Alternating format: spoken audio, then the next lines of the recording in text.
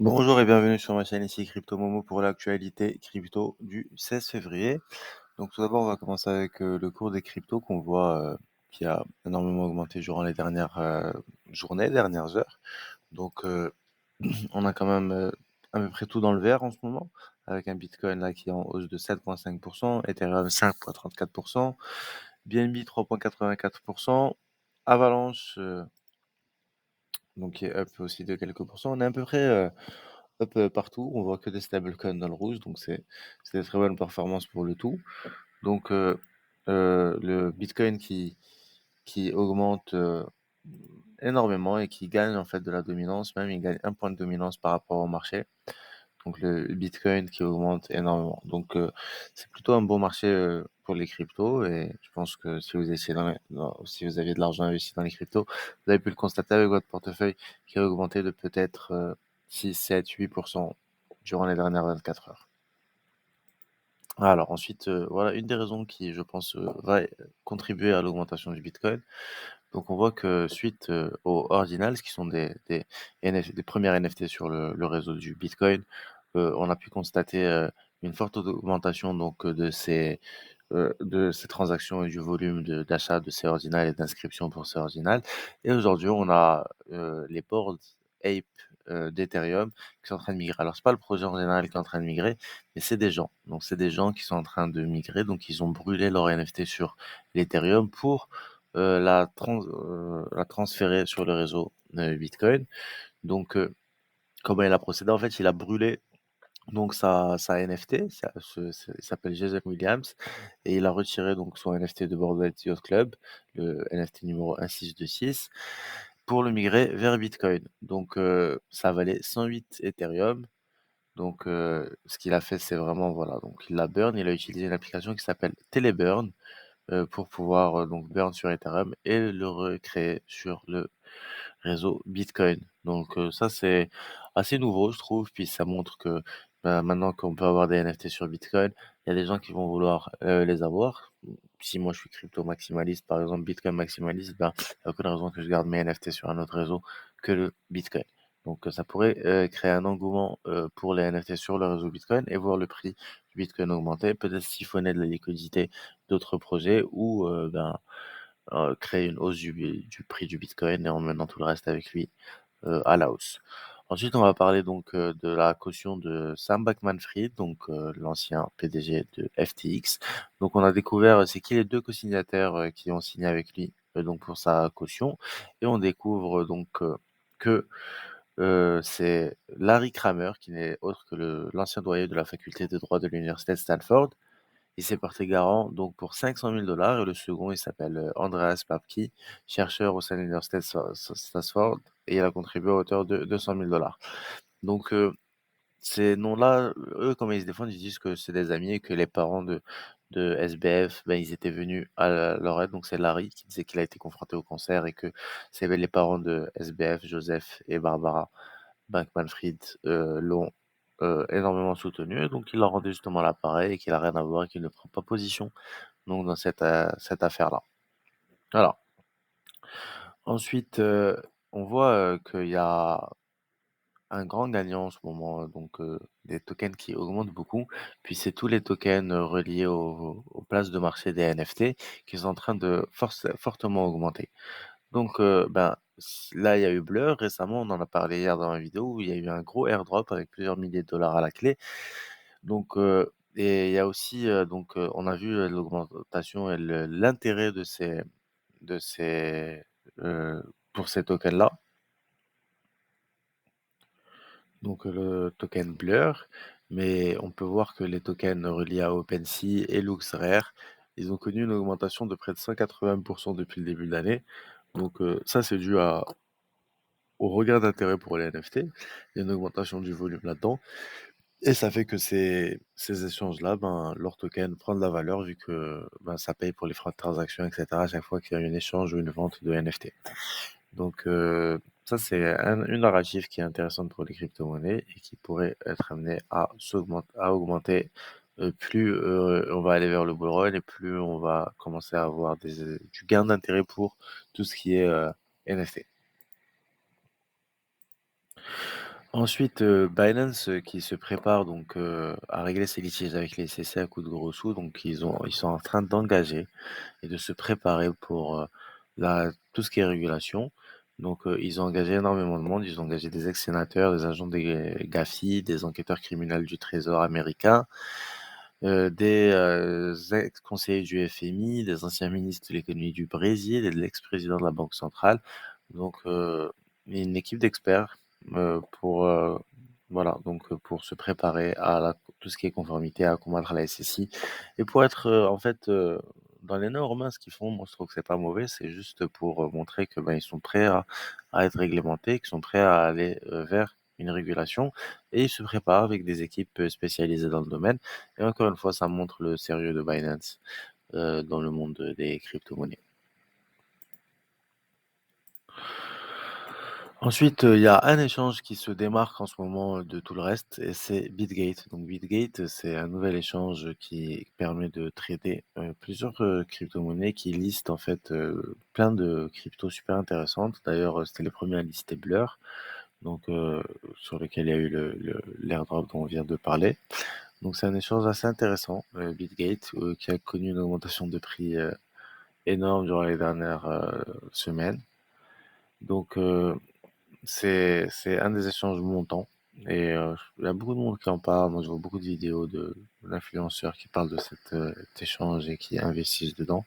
Donc, partenaire avec la Juventus de Turin et avec Lionel Messi qui est leur ambassadeur. Donc, voilà. Donc, c'est un-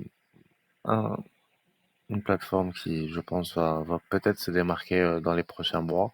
Donc, à suivre et voir comment ça va évoluer et si ils vont pas se faire une place parmi les grands. Donc Bitgate, projet à suivre.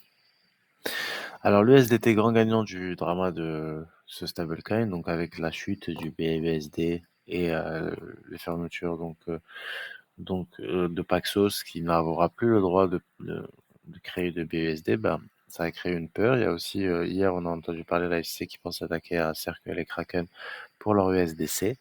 Donc le grand gagnant de tout ça, c'est l'USDC, donc l'USDT, pardon, l'USDT qui voit son market cap grandir de jour en jour.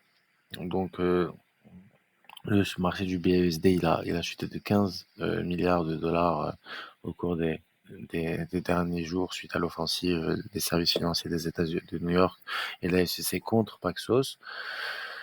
Donc c'est une baisse de 31% par rapport à son maximum et bah, ça fait que l'USDT, gagnant donc de cette, réglementation, les sous affluent, donc vers l'USDT. Aujourd'hui, on voit une capitalisation de 69 milliards de l'USDT, donc 51% du marché des stablecoins. Donc c'est un gain de 1 milliard juste sur la dernière journée. Donc c'est assez énorme et je pense que bah, l'USDT qui est, je pense, réglementé dans des pays comme je pense c'est aux Bahamas. En tout cas, c'est pas aux États-Unis, donc ils peuvent pas vraiment s'attaquer à eux.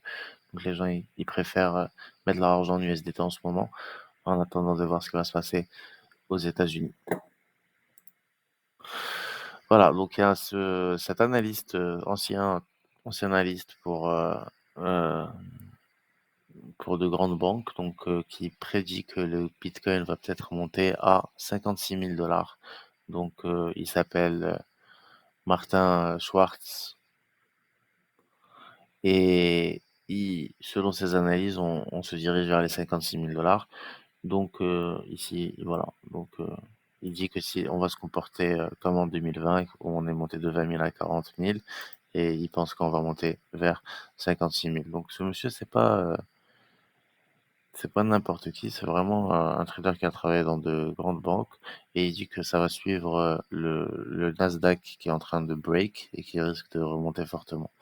Alors voilà, donc bah, espérons que ça soit le cas, hein. Si ça monte à 56 000, tant mieux. Et faites attention, si vous voyez que ça monte à 56 000, ben, peut-être pensez à prendre des profits parce qu'on risque de voir une grosse chute qui va suivre par la suite.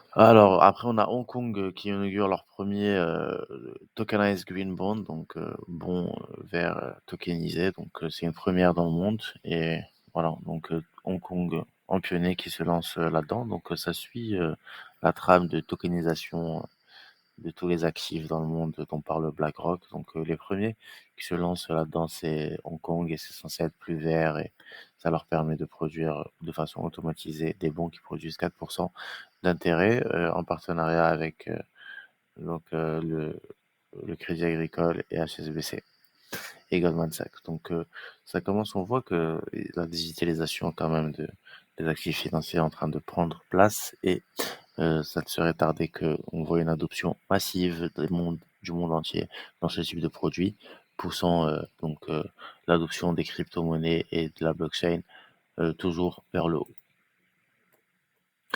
Alors, le Wyoming qui passe une loi intéressante qui interdit le fo- de forcer les gens à donner leur private key. Donc, ils ont passé une loi qui interdisait en cas, peu importe dans la situation, on n'a pas le droit de forcer les gens à donner leur private key.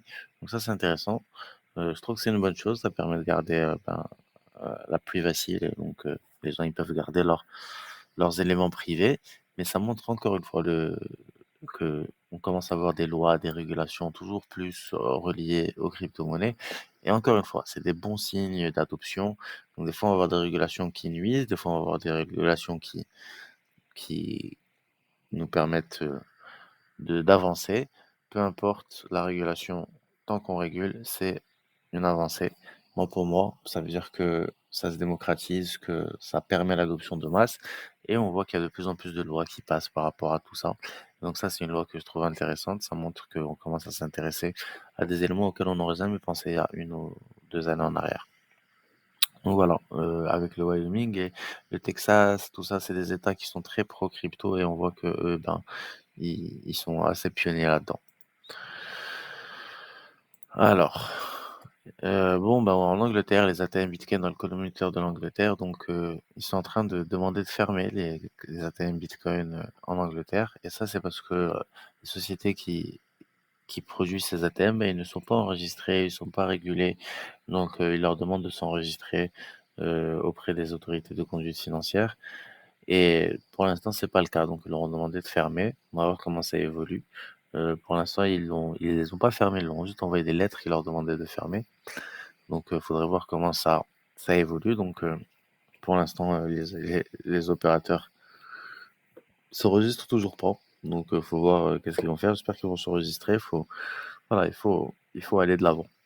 Il faut participer à la régulation, comme ça, on avance dans le monde de la blockchain. Et il faut que ces acteurs-là, ces grands acteurs-là, ben, soient coopérants et se mettent en règle. Et c'est à eux de faire les pas pour rentrer dans le sens des gouvernements, pour qu'on soit accepté. Donc, voilà, donc, mais encore une fois, on est en train de voir vraiment une trame, c'est ce que je vous dis, de régulation. Les gens, ils peuvent le voir comme le monde, les gouvernements qui s'en prennent aux cryptos, mais moi, je pense que c'est plutôt une bonne chose. C'est les gouvernements s'intéressent aux cryptos, ils admettent que maintenant, c'est une industrie qui est là pour rester, donc il faut mettre des lois, réglementer et trouver des solutions pour protéger les consommateurs. Voilà, donc je pense que ça fait un peu le tour des informations là qu'on a pour c'est les cryptos aujourd'hui, donc le 16 février. J'espère que vous avez apprécié et n'hésitez pas à bombarder les likes et commenter. Donc on se revoit très bientôt pour une nouvelle vidéo. Merci de votre temps.